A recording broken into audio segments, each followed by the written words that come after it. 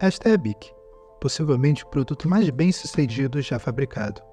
Não importa onde você esteja no mundo, você encontrará essa caneta em casas, escritórios, escolas, praticamente em todos os lugares. Este design icônico alcançou todos os cantos do planeta.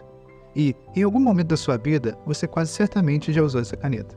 Desde seu lançamento em 1950, mais de 100 bilhões de canetas foram vendidas mundialmente, superando de longe os produtos mais vendidos na atualidade.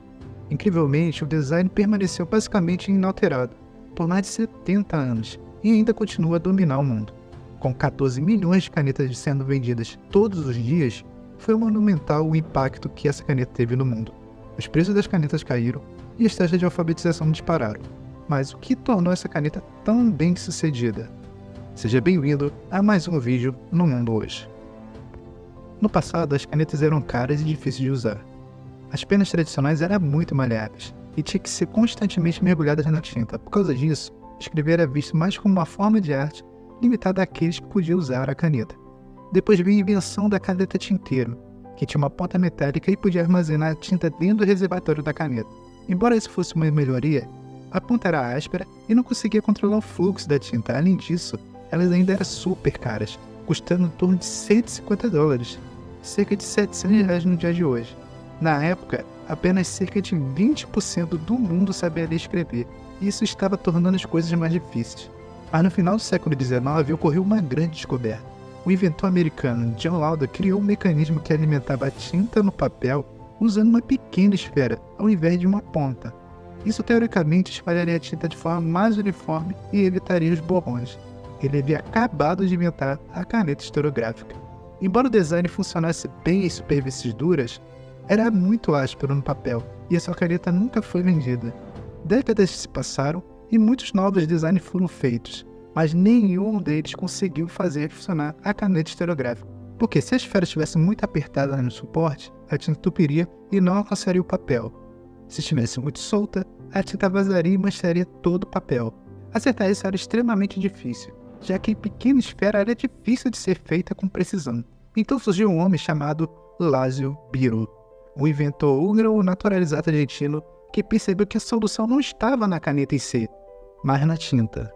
Na época, a maioria das canetas usava tinta à base d'água, que vazava, demorava a secar e penetrava na fibra do papel. Além disso, dependia da gravidade para a tinta chegar na esfera, o que, dependendo do ângulo da caneta, resultava em uma escrita muito ruim. Então ele começou a experimentar tintas à base de óleo, que era mais espessa, secava quase instantaneamente e ficava na superfície do papel em vez de penetrá-lo.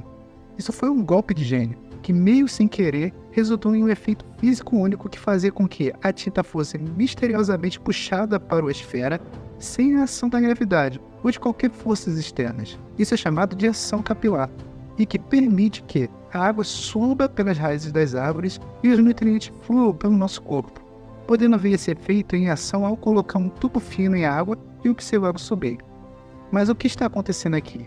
A atração entre o líquido e as paredes do tubo é mais forte do que a atração que une as partículas do líquido.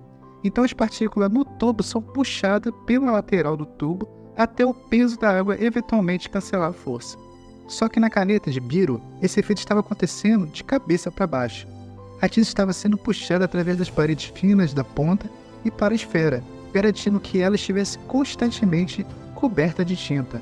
Biró patenteou rapidamente seu design e o enviou para o escritório de patentes. Para dominar a caneta esferográfica, Biró criou um novo design que puxaria a tinta para a esfera.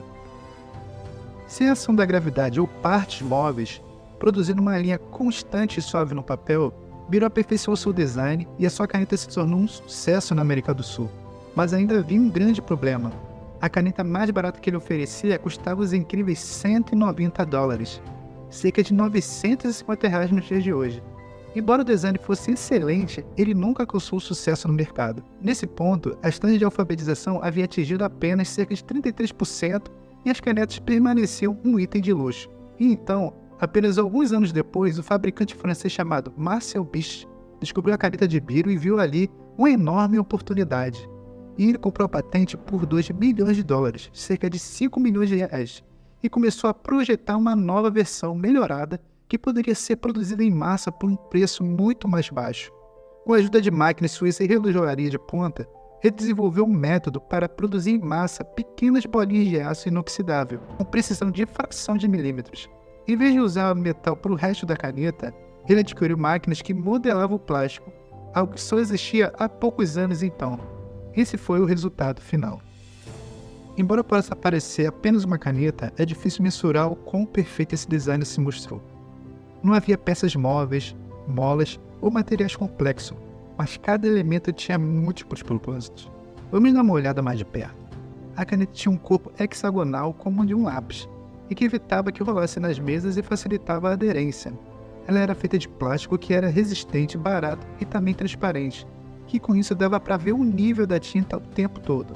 Havia um pequeno fundo na lateral da caneta, que permitia a entrada de ar substituindo a tinta que fosse usada. A tinta dentro da cápsula era uma tinta especial que maximizava o efeito capilar, produzindo uma linha de boa qualidade. A tinta fluía para a ponta da caneta, que continha a esfera de aço inoxidável. A esfera era usinada com tamanha precisão e podia se mover o suficiente para girar e depositar a tinta no papel. Quando a caneta não estava sendo usada, a esfera criava um selo, impedindo que a tinta vazasse pela parte inferior. Se a caneta fosse virada de cabeça para baixo, a ação capilar e a tensão superficial da tinta impediriam de vazar pela parte de trás. A tampa, que também funcionava como clips, era feita de polipropileno, que absorvia impactos e evitava que a caneta se quebrasse. A caneta era tão perfeitamente simples que resolvia todos os problemas que afligiam as canetas feitas anteriormente. E, acima de tudo, era barata, chegando no mercado em 1950 por apenas $2, cerca de R$10. Foi um sucesso instantâneo, vendendo cerca de 10 mil unidades diariamente na França durante seu primeiro ano. Marcel percebeu como os países de língua inglesa estavam pronunciando seu sobrenome. Então ele tirou o H do British e nasceu ali o nome Bic. Marcel entendia a importância das economias de escala e rapidamente expandiu para outros continentes, estabelecendo fábricas em todo o mundo. Em 1953, somente 3 anos depois, ele já estava vendendo 40 milhões de canetas por ano, e a Bic Cristal dominou o mundo.